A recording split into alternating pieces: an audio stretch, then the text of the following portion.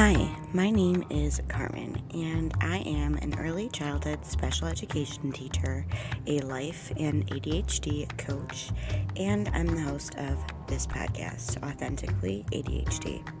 I created this podcast to help anyone wondering if they have ADHD, people who have been diagnosed for a while and want some more support and community. I'm here to bring you the latest research on ADHD and neurodiversities while we talk about the good, the bad, and the ugly of ADHD. Are you ready? Let's get started.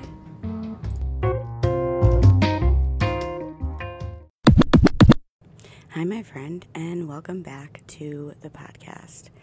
How are you? I'm doing all right. It's been crazy busy with work.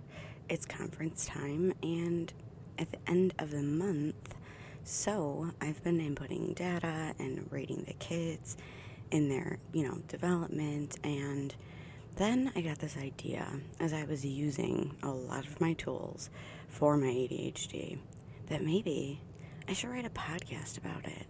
I mean, we've been doing some pretty deep, heavy topics, heavy episodes, and I realized I haven't done like a My Top Tips episode in a while, and as you know, or maybe you don't, but now you will, these tend to change as we learn what works best and what helps us. So I decided to make a list. I tried to make a list of the things that I do, but when I got to number 18, I figured that was like a huge thing to just list out. So I decided I'm going to go through the main executive functions and tell you what works for me in each area. I get a lot of questions about what tricks, tips, and hacks that I use, and I want you to know that these are tools. Some of them are tips and tricks and hacks, but some are deeper than others. Some are free and some aren't. The point I'm trying to make is just because I tell you that this is what I do doesn't mean that you have to do these things to be successful in your life. Take what you like, take what works for you, and just leave the rest. So I'm going to go into each of the 7 executive functions and tell you what I do to help the fact that my brain is deficient in different ways in different areas of my brain. Okay, so first up is the 2 types of working memory. There's verbal working memory, which is the mind's voice. It's in your mind. It's a voice in your head that keeps you on task, and it keeps your focus on what you need to focus on, right? I have a really hard time remembering and accessing that voice. So I externalize my brain everywhere. I use a bullet journal in the morning. I use Post-its, but I don't use them just anywhere. They will become part of my environment if I just kind of leave a Post-it note on a desk or somewhere that is just in my environment. I need to put that reminder somewhere I know I'm going to see it when I need to, like in the middle of my makeup mirror, on my computer screen, or on the door before, like when I'm going to open it to leave the house. Okay, then there's the mind's eye. That's the nonverbal working memory, which helps us visualize a task completed and the steps to get there. To me, this one sounds like magic because visualization is incredibly difficult for me. I can visualize a big picture thing, but visualizing the steps to get there, no. So what I do is I take a task and I use a focus plan. Side note, there is a focus plan freebie in the Patreon, even in the free membership, so go check that out. Link is in the show notes. I intentionally say what the final product will look like, right? So I paint done in Brene Brown's words, and then I break down each step I'll need to get done in the smallest parts. Then, here's the key. I keep it in front of me while I'm doing the task to keep reminding me what I'm doing so I stay on task. I use timers and the app Sunsama because it's the part of the EFs that help me conceptualize time, so I can combat my horrible time blindness with timers that make noise.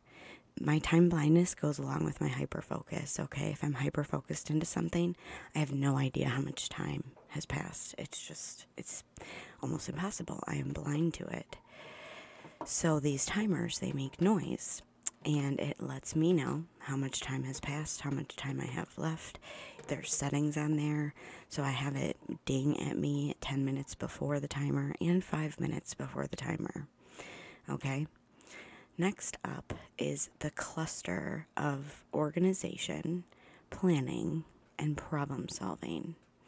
In order to be organized, you need to be able to plan, and then prioritize your plan, and then problem solve throughout your plan.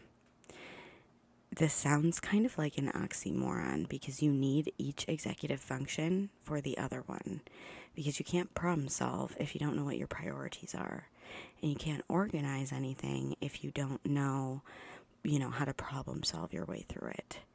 Now, I plan every day so I can see it, and then I look at the tasks and decide, is this a big or small priority? Does this have to do with work? Does it have to do with my business? Or is it one that can go down lower on the priority list? For example, right now I'm doing parent-teacher conference forms and filling out paperwork. So that type of thing would go higher on a priority list than, say, doing laundry or, doing research for a podcast. So it's one that you have to really look at the steps of each task and write down the obstacles, right? I write down every obstacle. Like, I even write down it's going to be hard or it's going to be boring. And then I solve for each obstacle. So one of the big obstacles a lot of people have when starting a task is, I don't know where to start. My solution, ask someone. Just start or look it up. And that's solving a problem or an obstacle within the task that you are procrastinating getting started because you don't necessarily know where to start. Next up is inhibition, the skill that allows you to delay short-term pleasure in exchange for long-term reward. I struggle with impulsivity the most. So I build in breaks in my day and rewards for staying on task, especially if I'm working from home. When I go to work, the kids are right in front of me. My schedule is laid out for me, so it's easier to stay on task. When I'm working from home on my business or for stuff for school, I give myself little shots of dopamine each time I resist an impulse. I also build in breaks so I'm not tempted to impulsively task switch or just stop the important task altogether. It's a way that you can stop yourself and give yourself that pause, is thinking about, okay, I resisted this impulse, I stopped myself, and then I give myself a little shot of dopamine, some kind of reward, like a jumping jack break, a dance break, or just a break to maybe just go walk outside for a little while. Impulsivity is one of the hardest things to build tools for because it is something that happens so fast that we barely notice it, okay? It's really hard to notice. But noticing it is probably one of the strongest things that you can do, and then making sure that you can stop, pause, and think is really huge. The next executive function is self-motivation. This is almost self-explanatory, but it's the executive function that helps you get the thing started. It's like the get up and go. Some of this can be helped with medication. I am not telling you that the only way to help self-motivation is medication, but medication for ADHD does increase dopamine and norepinephrine and the chemicals in our brain that get us to get up and go. But it's getting your brain ready to start, okay? I also use exercise. I change up my working environment and I make sure that I meet my basic needs and then some in order to get myself started. Everybody is different in this way. Sometimes I need to get myself outside. Sometimes I need to get into the shower. Sometimes I just need to stare at the wall for 30 minutes. Sometimes I do a little dance party to get myself motivated because it's super tricky, self-motivation. It's kind of like creating the get up and go. You have to create it yourself. It's creating that get up and go feeling to be motivated to do certain things. I also use strategies like leaving myself breadcrumbs on tasks that are long-term to remember where I was. Or what I do is I complete a few less looming tasks, so little like tasks that are lower on the priority list before starting the big task that I do need help to get motivated to do because I'm already on a roll. I've already been doing the things and I've gotten the dopamine from completing those things, so I'm already a little bit more motivated to do the bigger, more looming task. The next executive function is emotional regulation. And if you've been listening to this podcast for any amount of time, you know that this one is so important in getting things done in really anything. Because if you aren't regulated, you can't get motivated. It's Psych 101 that emotions drive our action. So we need to make sure we are regulated in order to make a positive impact, okay? I'm going to talk a little bit more about some of the strategies that I use at the end because I did remember some, of course, in ADHD fashion after I was done writing the episode. So I use strategies for emotional regulation like feeling and processing my emotions, using breath work and nature to regulate. And there are actually a lot of ways to regulate that I use, including journaling, coloring, running, breath work, sometimes even punching pillows when I'm super angry, and finding peace with meditation and radical acceptance. I use a journal to plan and record my emotions in order to use that for self-reflection, which is the last executive function that we're going to chat about. And self-reflection involves being self-aware, which is hard for the neurodivergent. We have a really hard time looking at our behavior and assessing it in the present and in the past, which is due to the lack of self-awareness and working memory in our brains. I use a few different strategies for self-awareness and reflection. I journal in the morning. I write out all of my thoughts. It's part of my morning routine, and sometimes I keep them to reference them, but a lot of times just putting pen to paper makes it easier for us to become aware, so you don't necessarily need to keep it. I also do a daily reflection. It's super short, both are, because if it's a looming journal that feels intimidating, you're not going to want to do it, I promise you. I answer like 2 to 3 questions in the morning and at night, and I have several different examples of this up on the Patreon. They include journaling and planning, and some of them are just like short focus plans, or I even have one up that's just reflection pages, okay? They are all free when you become part of the membership, even in the lowest tier. I also do a bi-weekly ADHD check in which I learned this through my coaching program, Focused. I value this a lot. It helps me to see where all of my executive functions lie. It helps me see where I'm actually doing well and where I could improve. And it's a way to become aware specifically in a way that goes with your neurodivergence. I actually have an episode where I walk you through it.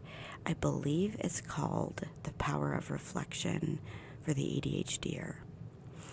You may be wondering how I use all these strategies, where I got them, and I just want to remind you that none of this happens overnight. It took a lot of self-reflection, okay? It took a lot of self-awareness, a lot of trial and error, and I still forget strategies that I could be using in the moment. But then if I'm dysregulated or my basic needs haven't been met, you could just throw it all out the window. It's very hard to remember strategies when you're feeling this way. I also use some strategies that didn't seem to fit in any of the executive function areas because they include multiple ones, okay? So I use parallel tasking to make like menial, boring tasks more fun, like showering, cleaning, cooking, and those other chores. I'm always listening to podcasts, audiobooks, and or music. Music is also a way to get your get up and go started. Music is a way that I love to get hyped up for the day. Any type of exercise works in the morning, but the 5 to 10 minute dance party I have by myself is super helpful. Okay? Like, it's amazing. It helps me in so many ways. It boosts my mood, it boosts my dopamine, and I can feel my body getting ready for the day. Music and dancing are scientifically proven to improve mood and help shift emotion and end the stress response cycle to help you from reaching burnout. Something else I do to stay somewhat organized is one of my worst areas is being organized. I do a daily 20-minute tidy. So I put away the things on my desk. I tidy up my makeup and put away my workout gear. I should also mention here that my at-home work office is also my workout area, and it's also my area that I get ready in. It's basically all the same area in my basement. So this helps so that papers don't pile up, so that I don't have like makeup that gets lost, or, it's somewhere that it's buried, in a pile. And then I have a mostly decluttered area to work in. Some people can work in cluttered environments. My brain gets overstimulated, and I cannot do that. To stay on task and for my impulsivity, I talked about, stopping urges and giving dopamine hits. What I do is I use an urge jar for this concept. And it's a very simple concept. I actually use it in my classroom when a student resists an urge and chooses a positive or productive behavior. They go and get to put a pom-pom in the jar, and when it's full, we have a class party. My urge jar works sort of like this. When I resist an impulse, stay on task, or meet a goal for the day, I put some confetti in a container, and when it's filled up, I give myself a reward. For example, like a special coffee, a new notebook, a makeup palette, depending on the goals and what I'm trying to meet. I made this jar without spending one dime. I mean, the container, I probably spent money on this old bath bomb container, or maybe I got it for a gift, I don't know. But I decorated it with stickers that I already had. And then I got confetti in some of these packages that I received. And it's the packaging, like peanuts, to make sure that the thing stays still. And it's purple and blue, like my favorite colors. And who doesn't love confetti? Okay, so that's what I use. And I take a little confetti and I fill it in the jar. And when it's full, I reward myself. And this concept is absolutely free. And who doesn't love free things? Like, seriously. I could go on and on with all of the strategies that help me be the best version of myself that I can be. But in the interest of time, I will not, because this episode would probably be like 2 hours long. So I'm going to end up with one of the last things that I do that helps me become the most regulated and on top of my ADHD. And that is my morning time. It's the time, okay, you're going to think I'm crazy, but I get up at about 4:30 every day.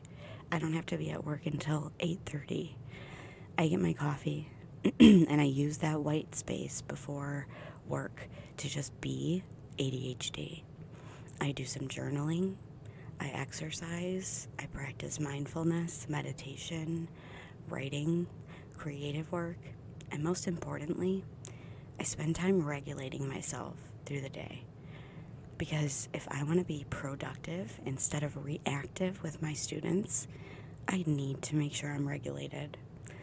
If I want to show up as the calm, fun-loving, productive teacher I know I am, I need that white space. I need that time for my brain to wake up and basically come to life for the day. We as neurodiverse people, we take in so much stimuli from the world and our outer environment during the day and like in our day-to-day lives that we need that recuperation time from socializing, masking, overstimulation, and etc. I'm going to tell you a little story before we end here. And it is that, so yesterday, one of the other classrooms' heat was not working.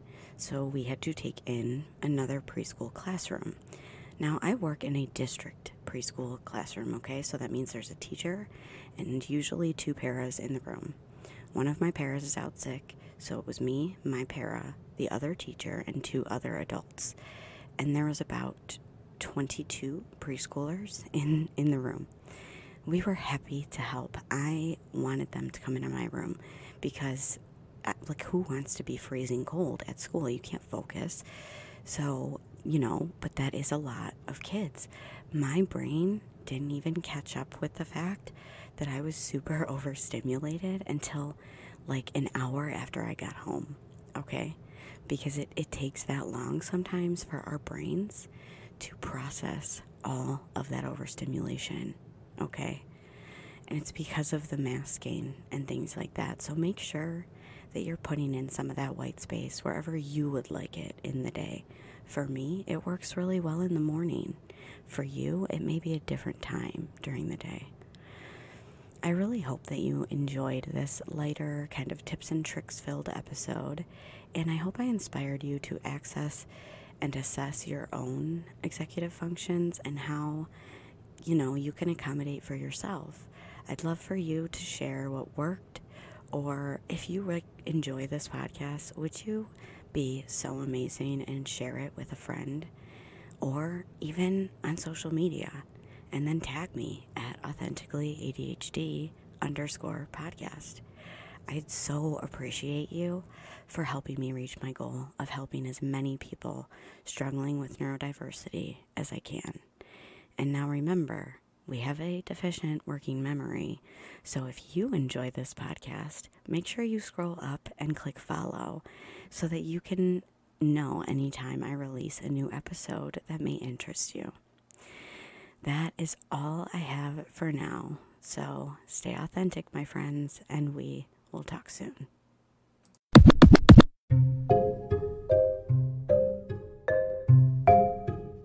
Speaking of extra supports, I just wanted to tell you all that I've updated my Patreon page to include all of the resources that I've really ever made to be held in one place. Just head to my show notes. The VIP members do get a little extra, but you can also purchase like my brand new Ultimate ADHD journal and planner, which I've been using for the past year. That has worked. Nothing is priced over $10, and everything is at least 50 to 100 pages that you can download and print. You can get it binded and sent to you, or you can just read it off your screen and use notebook paper. So if you want or need any type of that kind of extra support, just head to my show notes and click the Patreon link to join. I hope to see you in there.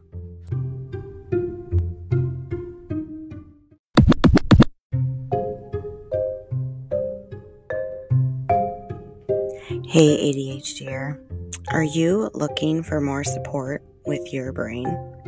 Do you crave community with people who understand you? you should really check out Focused, the group coaching program I am a part of that is for adults with ADHD.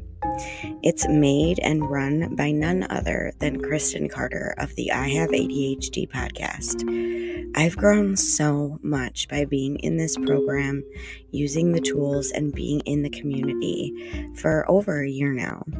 If you use the link in my show notes, we both save money on this or next month's cost. So I think it's worth it. Go check it out at ihaveadhd.com/focused.